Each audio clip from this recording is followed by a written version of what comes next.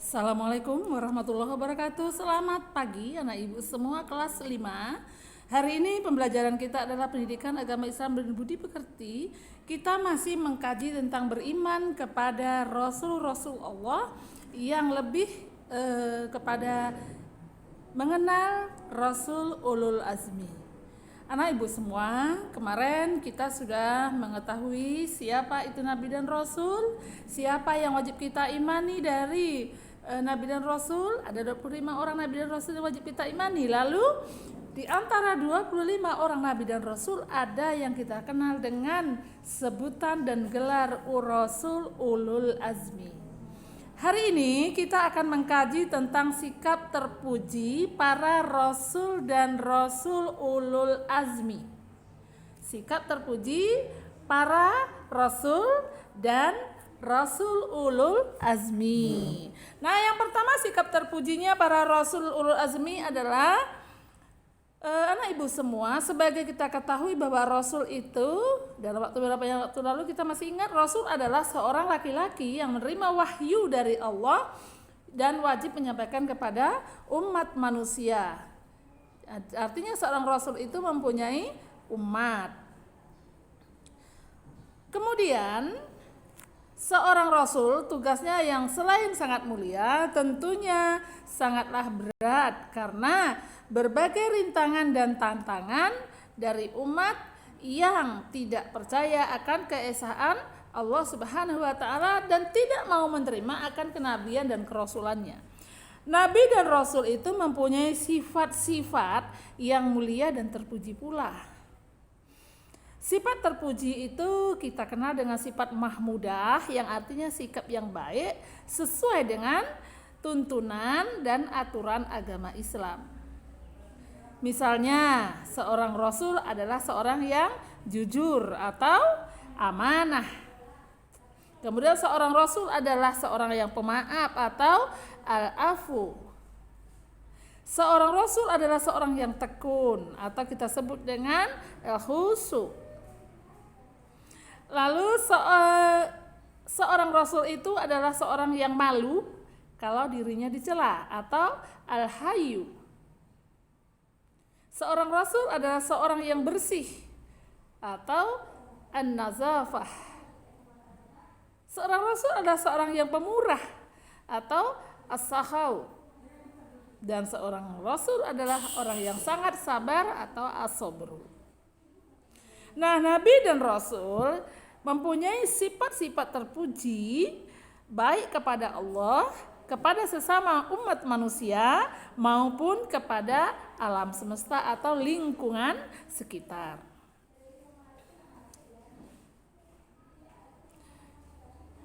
Anak ibu semua, sikap terpuji para nabi atau rasul ini dapat dilihat dari kebiasaan hidup sehari-hari.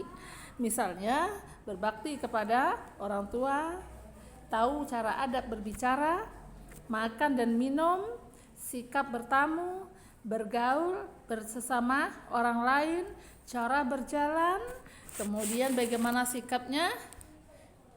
Ini akan kita pelajari hari ini. Oke, nah ibu semua. Yang kedua adalah meneladani Rasul. Bagaimana cara kita meneladani Rasul? Melalui sikap Rasul dapat kita ketahui bahwa berbagai rintangan dan tantangan yang mereka hadapi selama berdakwah harusnya kita bisa meneladani dari sikap-sikap tersebut. Dengan kata lain, kita hendaknya dapat mencontoh dan menerapkan sikap-sikap terpuji para nabi dan rasul dalam kehidupan kita sehari-hari. Apa yang harus kita teladani dari sifatnya para nabi dan rasul? Yang pertama adalah sabar dalam belajar. Jadi ketika kita menuntut ilmu itu, kata beberapa pujangga mengatakan, takkan berhasil ilmu dengan 5 perkara.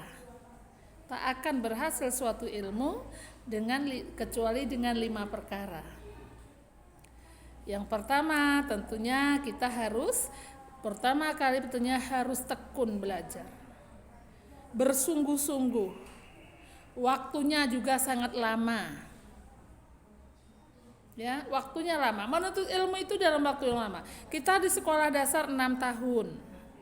Kemudian di SMP sekolah menengah MTS itu 3 tahun. Lalu kita berada di madrasah aliyah atau SMA dan setingkatnya 3 tahun lagi.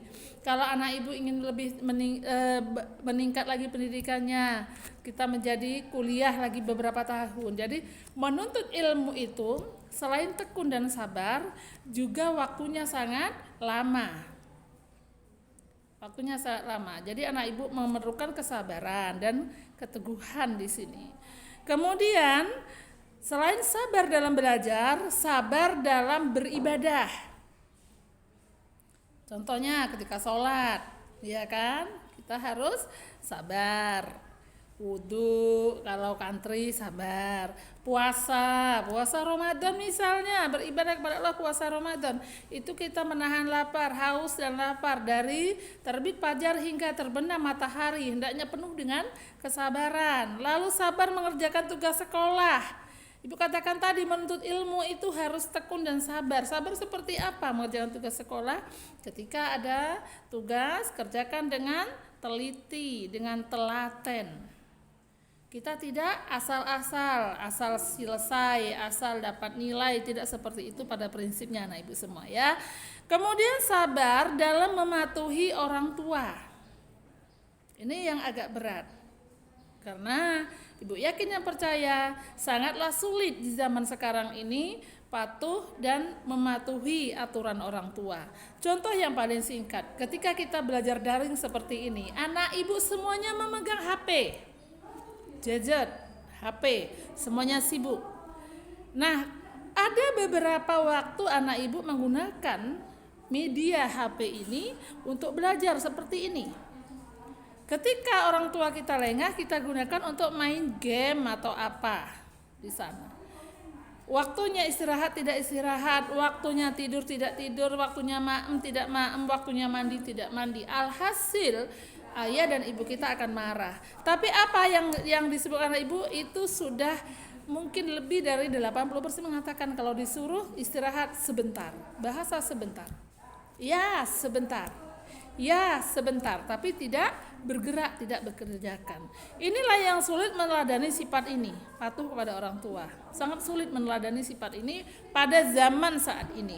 Anak ibu sangat berharap anak ibu hendaklah tetap meneladani perilaku para nabi dan rasul, perilaku para ulul azmi tentang kesabaran, patuh kepada kedua orang tua. Lalu anak ibu yang selanjutnya, teguh dan sabar dalam pergaulan. Tidak cepat marah, tidak mudah tersinggung. Ya, ketika kita bercanda dengan sahabat-sahabat kita, dengan kawan-kawan kita, lalu ada bercanda.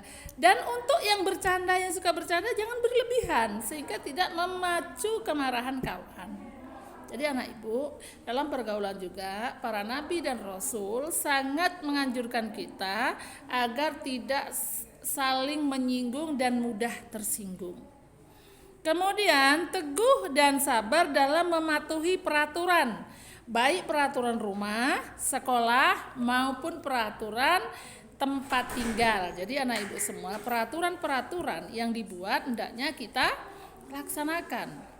Kita tidak semena-mena dalam mengerjakan peraturan-peraturan yang dibuat baik dalam rumah, sekolah maupun lingkungan tempat tinggal. Oke anak ibu, untuk hari ini materi pembelajaran kita mungkin sampai di sini dulu. Terima kasih atas segala perhatiannya, tetap semangat dan tetap jaga kesehatan. Assalamualaikum warahmatullahi wabarakatuh.